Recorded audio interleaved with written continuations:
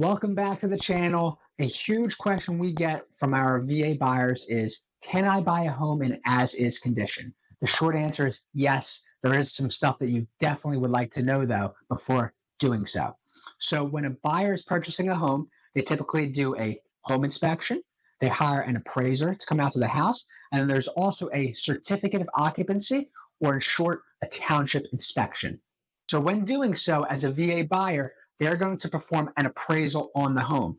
The appraisal for VA loans is a little bit more stricter than the regular conventional home buyer appraisal.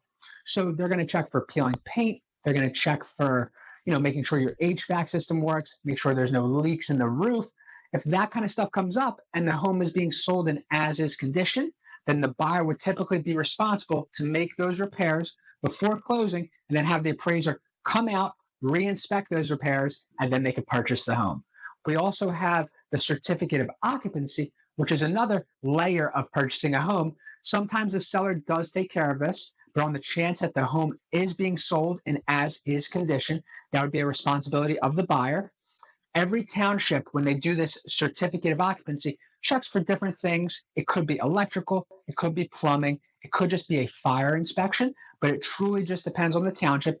And if things come up from that inspection, typically that needs to be done before closing, and that would be a responsibility of the buyer. And once we get that final passing CO certificate, the buyer can then purchase their home. Thanks for watching. Thanks for making it to the end of the video. Please take a moment to like this video, subscribe to our channel, and please leave a comment below. And if you like this video, you might like this one right up here. Don't forget to subscribe.